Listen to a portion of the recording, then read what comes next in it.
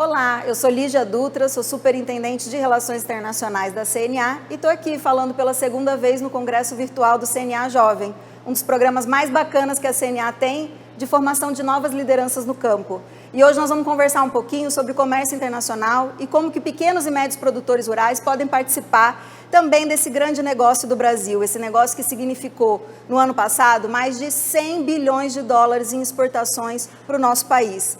Vamos falar um pouquinho sobre como que anda o comércio internacional e as preocupações que a CNA tem e o que a CNA vê para o futuro do comércio internacional e para os benefícios também para os produtores rurais do Brasil.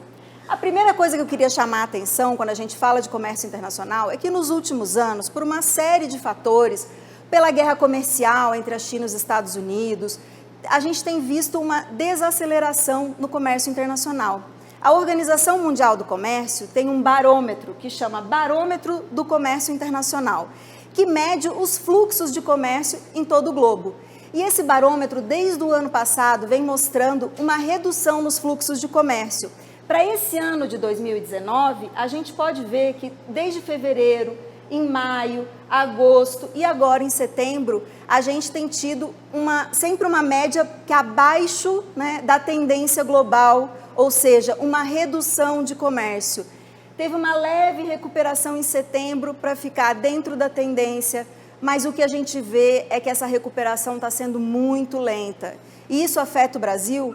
É claro que afeta o Brasil, porque se nós temos menos comércio no mundo, também vamos ter menos comércio no Brasil. Por isso a gente tem que estar atento a essas mudanças e saber como que o Brasil pode se inserir melhor no comércio global. O que significou as exportações do agro esse ano? Ano passado a gente exportou 100 bilhões de dólares. Esse ano a nossa tendência já é de exportar um pouco menos.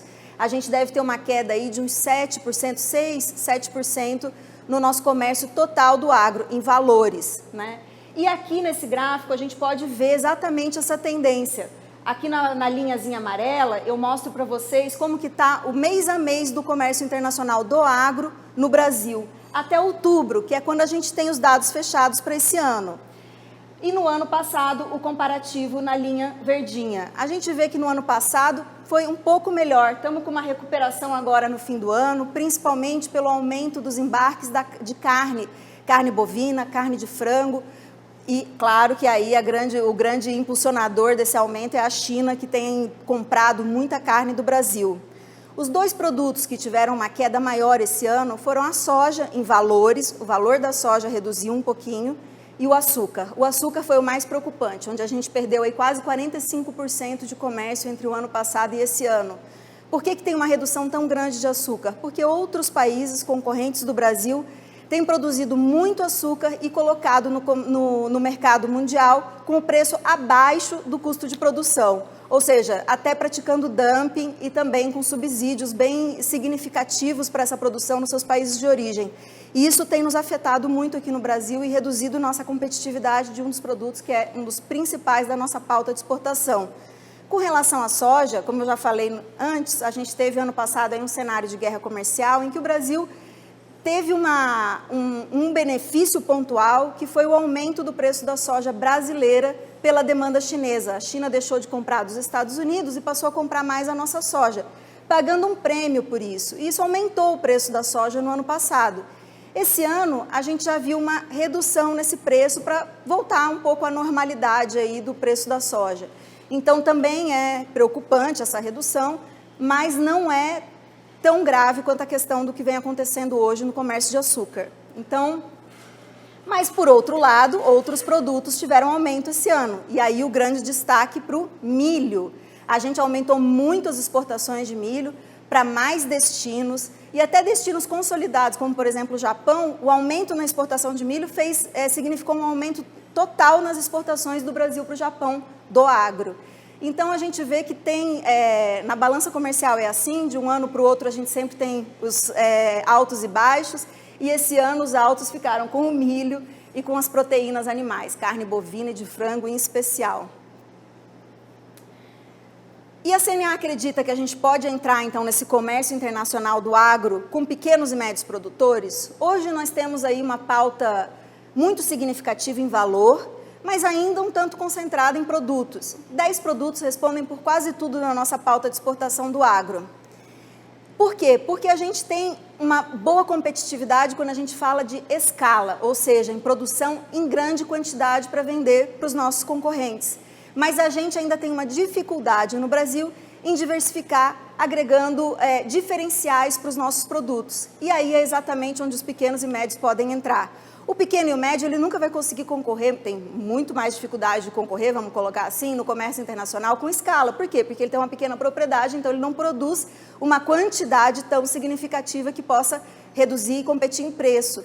Mas ele tem a capacidade de competir com um diferencial, com um produto com valor agregado, um produto com diferencial de qualidade, ou um produto que explore nichos de mercado, ou que tenha uma capacidade de ter um preço um pouco mais elevado para garantir a renda desse produtor, desse pequeno e médio produtor. A CNA acredita muito nisso, por isso vem trabalhando no fomento das exportações de pequenos e médios produtores, a partir da diversificação, mas também a partir de ações coletivas, do associativismo. Porque a gente entende que para a gente ter todos esses benefícios aqui da internacionalização, ou seja, desse processo de aproveitamento do comércio internacional, de a gente ter os benefícios do comércio internacional, o Brasil precisa participar mais do comércio internacional. Hoje a nossa participação, apesar de nós sermos um grande produtor, não chega a 7% de tudo que é comercializado do mundo que sai do Brasil. Ou seja, nós temos uma participação muito pequena para o potencial e o tamanho do Brasil. Então a gente precisa pensar mais longe, precisa mirar mais alto e para isso nós precisamos incluir os pequenos e médios. E quais são os ganhos que a gente pode ter com esse processo de internacionalização, de aproveitamento do mercado internacional? Primeiro, a gente ganha mais consumidores, porque eu paro de olhar apenas para os consumidores do Brasil e passo a olhar para os consumidores de todos os países com os quais eu quero ter comércio. Além disso, eu tenho ganhos de qualidade, porque se eu quero atingir consumidores da China, dos Estados Unidos, da União Europeia, meu produto tem que ser bom, ninguém compra aquilo que não tem qualidade. Então, o produtor acaba investindo mais em qualidade e, com isso, ele ganha competitividade. Além disso, eu posso, tendo mais qualidade e sendo mais competitivo, eu tenho menos concorrentes, porque eu vou ter um produto mais diferenciado. Com isso, também, eu tenho um benefício, uma vantagem para acessar o mercado internacional. Eu posso ter melhores margens, aí vai depender da estratégia de inserção de cada um. Se eu tenho vários clientes, eu sempre posso negociar as minhas margens para que elas sejam a melhor possível para o meu negócio. Então, a gente ter uma diversificação de clientes, eu não depender exclusivamente do mercado nacional. Hoje o mercado nacional está ruim, o que acontece se eu só vendo para o meu mercado nacional? O meu preço é ruim, a minha margem é pequena. Se eu tenho vários clientes onde eu entrego os meus produtos, eu posso sempre estar trabalhando essa margem de acordo com a capacidade daquele mercado em receber o meu produto. Além disso, é uma estratégia de diversificação, é um pouco isso que eu falei antes.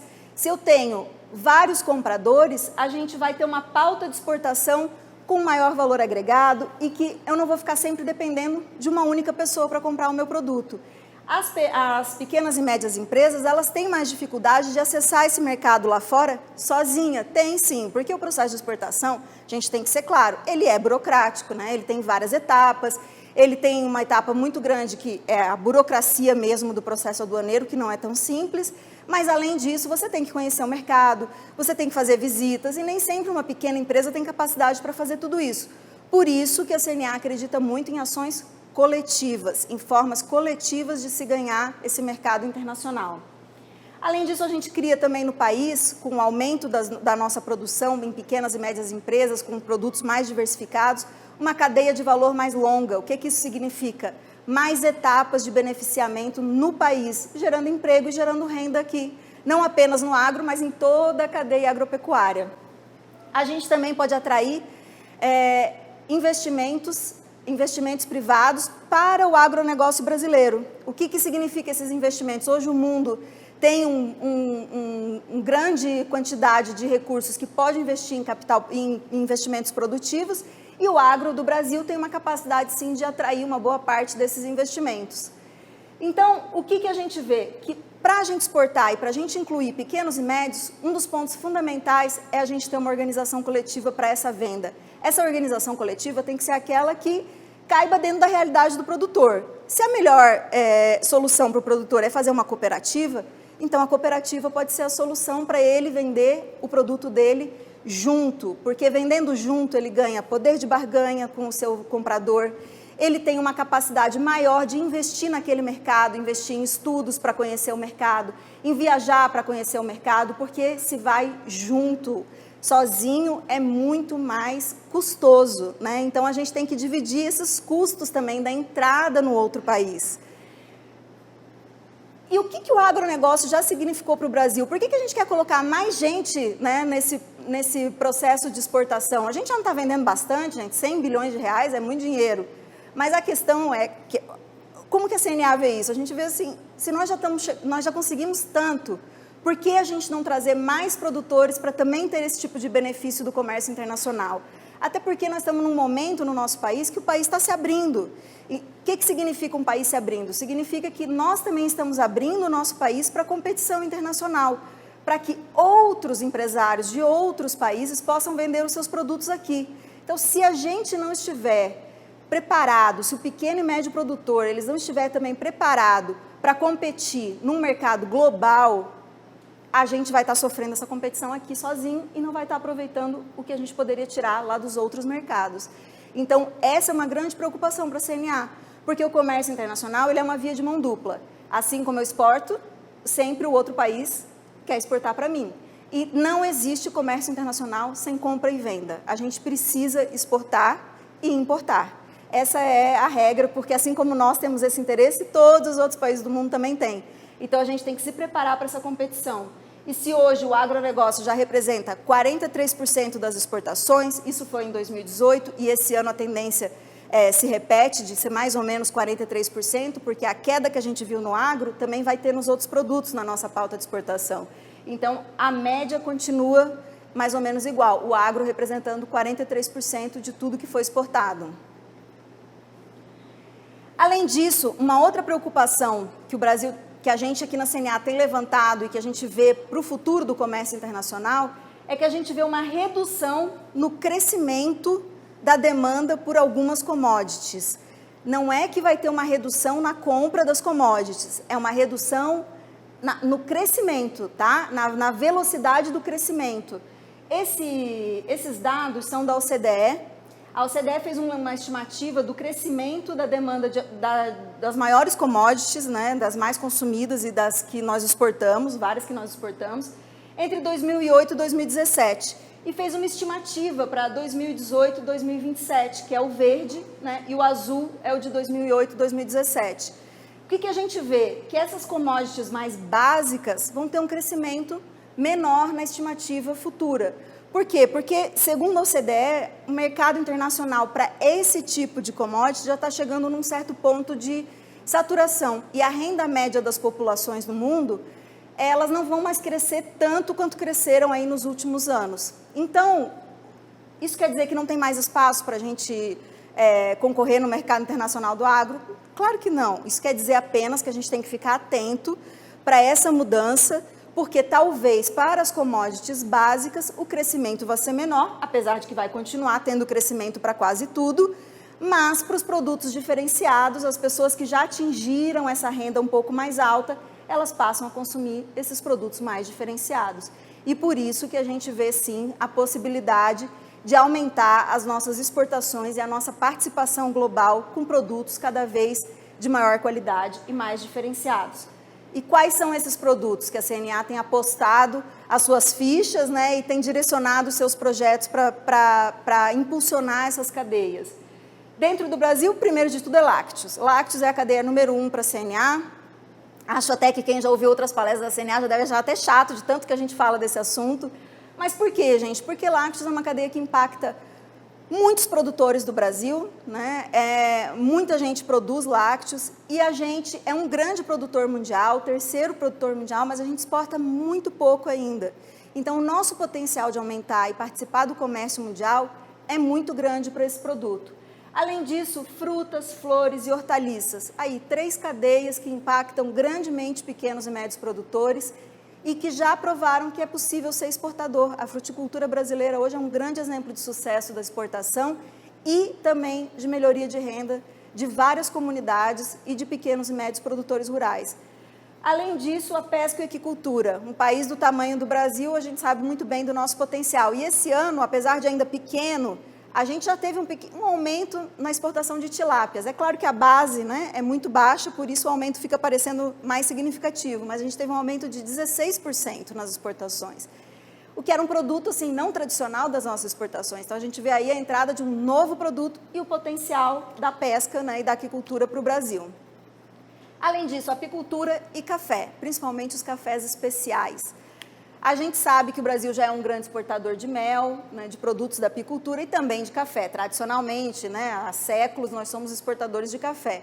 Mas hoje, o que a gente vê no mundo é esse processo de diferenciação e uma grande oportunidade para os cafés especiais, que são produzidos em grande parte por pequenos e médios produtores. Assim como o mel, que muitas vezes até é um complemento de renda junto com outras produções. Então, a gente vê que tem um potencial no comércio mundial para esses dois produtos enorme. Hoje, o potencial para mel é gigantesco no mundo, só que a gente tem que diferenciar também o nosso produto, porque o consumidor final, principalmente na Ásia, onde existe hoje um consumo muito grande, ele gosta de ter um produto de qualidade garantida e com diferenciais de embalagem, e de informações também sobre como é feita a produção no Brasil. E o que mais que a gente tem que prestar atenção, então, nesse novo comércio? Que o mundo está mudando, gente, a gente não pode negar as mudanças. Então, assim, hoje nós estamos com um aquecimento para a proteína animal, para as carnes, para o frango, mas isso não tira também o potencial de outros setores. E a gente tem que perceber essas mudanças no nosso consumidor final. Hoje todo mundo é muito preocupado com o que come, isso não é uma exclusividade dos europeus ou dos americanos. As pessoas em todos os lugares do mundo querem saber o que elas estão comendo, querem ter certeza da qualidade do produto que elas estão comendo. Na China, por exemplo, essa é uma preocupação muito presente entre os consumidores. Eles têm muita preocupação com fraudes na cadeia de produção alimentar e eles pagam, sim, mais caro por produtos que eles tenham certeza da origem e da qualidade. Então, a gente tem que ficar atento para isso. E também para as mudanças do padrão do consumidor. O consumidor quer informação sobre o produto. Talvez, na Ásia, as preocupações sejam um pouco diferentes do que o consumidor na Europa tenha. Então, a gente tem que conhecer o mercado que a gente está indo. Mas a gente não pode ignorar e nem, acho que, polemizar também demais aquilo que não é polêmico. Porque se uma pessoa produz carne para um mercado consumidor que quer consumir isso, tem também os veganos e os que não vão consumir carne, e ali tem um outro mercado consumidor que também é do agro, gente, porque somos nós que vamos produzir também esses produtos que vão ser consumidos pelos veganos.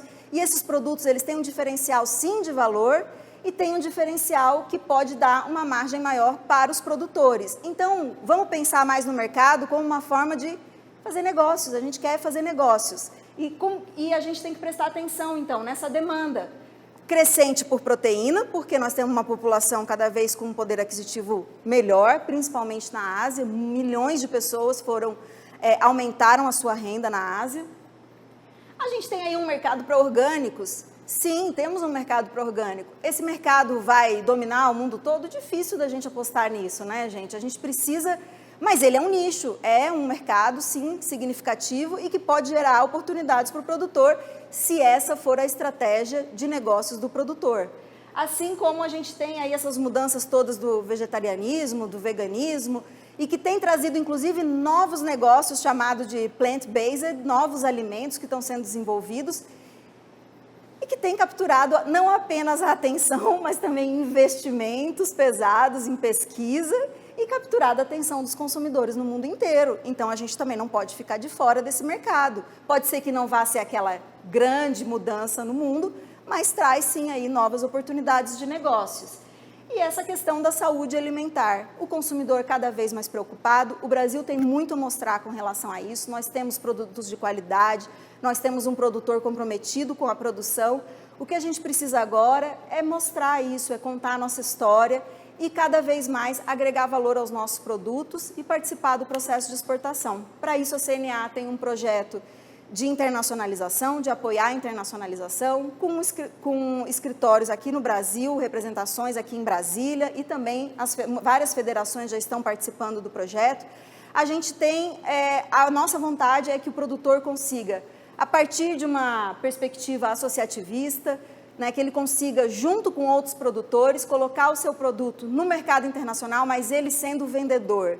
A gente não quer mais apenas aquele comércio internacional que é feito de um comprador internacional que vem aqui, busca aquilo que a gente produz e leva embora. E a gente nem fica sabendo, às vezes, para onde foi o nosso produto, a nossa capacidade de negociação e de barganha é muito reduzida. Hoje a gente tem que mudar essa atitude, a gente tem que ser o vendedor, a gente tem que ir para o resto do mundo, a gente é que tem que ganhar esse espaço e colocar as nossas condições de venda. Obrigada pela participação hoje e fico à disposição sempre na CNA para receber todos os produtores rurais interessados também na exportação.